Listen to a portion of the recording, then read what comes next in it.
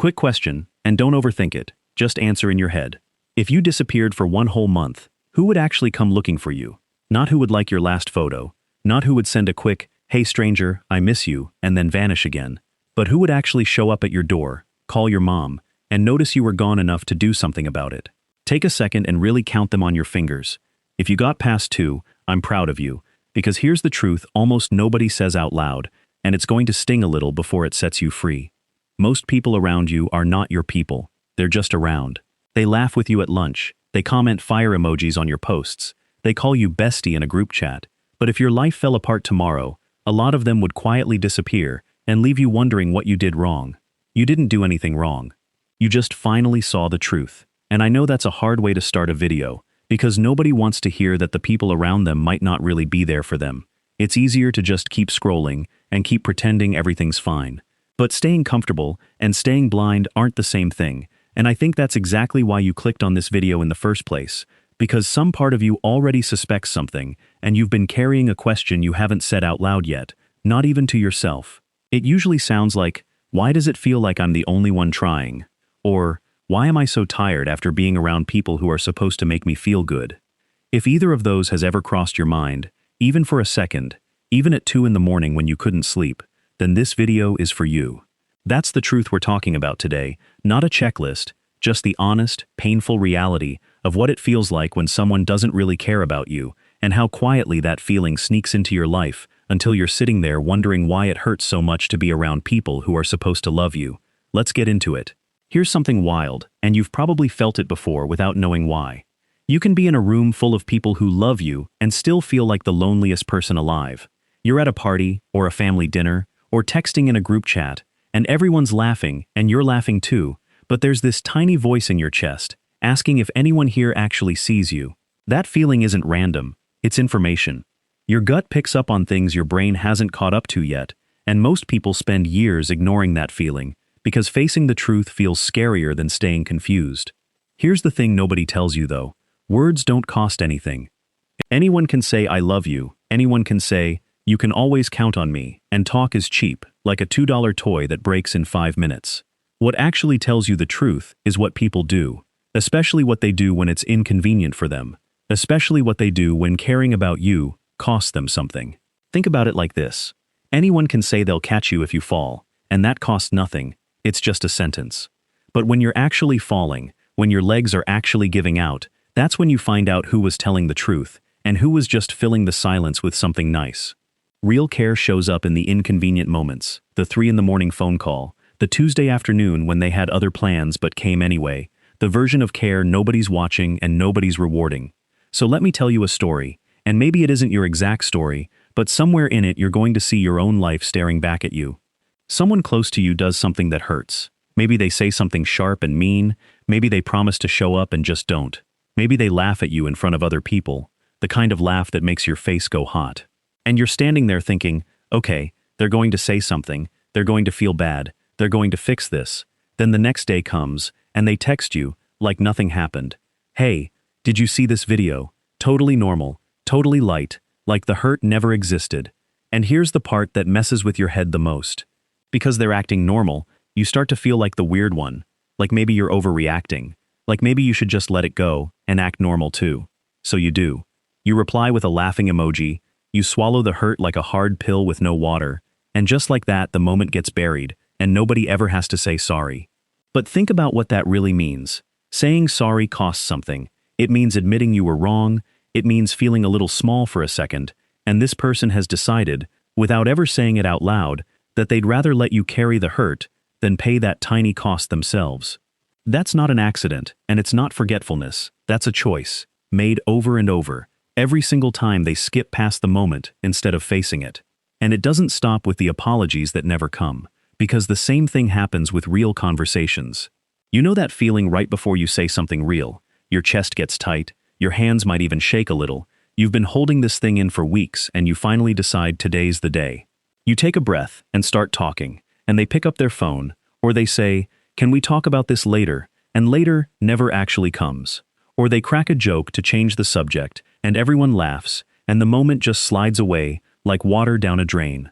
This isn't a one-time thing, it's a pattern, and that pattern has a name: Avoidance.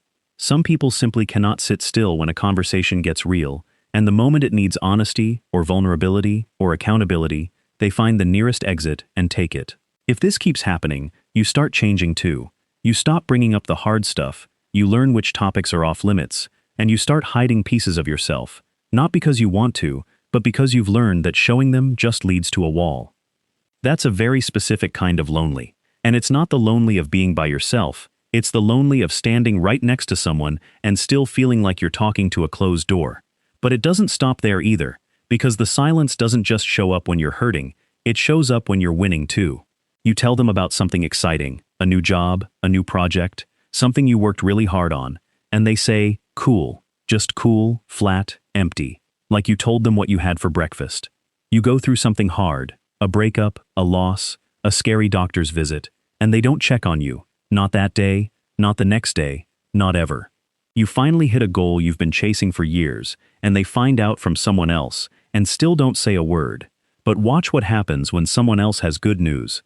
Watch them light up. Watch them ask 10 questions, and get genuinely excited over a stranger's cousin's new puppy. That energy is real, it exists, it's just never pointed at you. That's not forgetting, because people remember what actually matters to them. They remember their favorite show's release date down to the hour. They remember their favorite team's score from 3 years ago. The human brain is incredible at holding on to things it cares about. So if they can't remember what you're going through, if they've never once followed up and asked how something turned out, it's not because their memory is bad, it's because you're simply not that important to them. I know that's heavy, but you need to hear it, because you deserve better than being an afterthought in someone's life while you make them the main character of yours. And here's the sneaky damage this does over time. You start doing their job for them. You stop sharing your wins before they happen, so you don't have to sit in the silence after. You start celebrating alone. You shrink your own excitement down to a whisper, because somewhere along the way, you learned nobody's going to clap for you anyway. And you probably don't even notice it happening while it's happening, because it's never one big moment. It's 100 tiny moments spread out over months, sometimes years, each one small enough to brush off on its own. Oh, they're just busy. Oh, they probably didn't see the message. Oh, they're just not a phone person. You make excuse after excuse, little patches over a hole that keeps getting bigger, until one day you look up and realize the patches stopped working a long time ago. And underneath all of it, quietly, the actual worst part starts to grow. And it isn't the missed apologies or the dodged conversations or the silence on your big days. It's the distance you feel, even when someone is sitting right next to you. You're together on the same couch, the same car ride, the same table, and from the outside everything looks fine. Nobody watching you two would guess anything was wrong, but you feel it. There's a wall you can't see or touch, but it's there every single time. You're talking, but you're not really landing anywhere. You're close in distance, but far away, in every way that actually counts. This kind of distance doesn't crash in loud, it creeps in slow, one small moment at a time, until one day, it's just the normal temperature of the relationship, and you've almost forgotten it used to feel warmer. You start working harder to bridge that gap, telling longer stories, asking more questions, trying to pull a reaction out of them like you're digging for water in dry dirt. And it's exhausting, because you're doing all the work of connection by yourself. Real closeness isn't about being in the same room, it's about someone actually choosing to be there with you, not just their body but their attention, their mind, their heart. And it shows in the way someone looks at you when you talk, like what you're saying is the most interesting thing happening in their whole day. That feeling of having someone's full attention is what it feels like to actually matter to someone, and when it's missing, when there's a wall that never comes down no matter how close you sit, that's one of the clearest, quietest signs that someone checked out a long time ago and just hasn't said it out loud yet. Now here's what I really want you to understand, because this whole video could sound like I'm telling you to go around suspecting everyone, and that's not it at all. This isn't about becoming cold or guarded. It's about finally being honest with yourself about the difference between people who are around and people who actually show up. A person who truly cares about you cannot pretend nothing happened when they've hurt you. It would eat at them. They'd feel the weight of it sitting on their chest until they made it right. Not because you forced them to, but because they genuinely can't stand the thought of you hurting because of something they did. A person who truly cares about you will sit in the hard conversation with you, even when it's uncomfortable, because you matter more to them than their own comfort does. A person who truly cares about you remembers, asks the follow-up question, shows up loud for your wins, and steady for your losses, because your life actually matters to them and isn't just background noise. And a person who truly cares about you closes the gap instead of widening it. So when you're in the room with them, you feel it. No wall, no performance. Just two people actually choosing each other, over and over, in the small moments nobody else even notices. So here's what I need you to do with everything I just told you. Don't go start a fight, don't fire off an angry text to 5 people at once. That's not the point of this video. Just get quiet and get honest with yourself. Think about the people in your life and ask yourself where the apologies went missing, where the conversations kept getting dodged, where the silence showed up on your best and worst days, where that invisible wall has been sitting the whole time, even when you were close enough to touch. Because deep down, you already knew. You felt it every time an apology never came, every time a conversation went cold the second it got real, every time your good news landed on silence, every time you sat right next to someone and still felt completely alone. Your gut has been telling you the truth this whole time, and this video is just giving you permission to finally believe it. And here's something else I want you to sit with. None of this means you did something wrong. It's easy, once you see these patterns clearly, to start turning the blame inward, to start thinking maybe if you were more interesting, or more easygoing, or less needy, they would have shown up differently. That thought is a trap. It's a lie your brain tells you, because blaming yourself feels more controllable than accepting that someone else simply chose not to try. You didn't cause someone else's silence. You didn't cause someone else's avoidance. Those were their choices, made again and again, and none of them were ever about your worth. You are not too sensitive, and you are not asking for too much.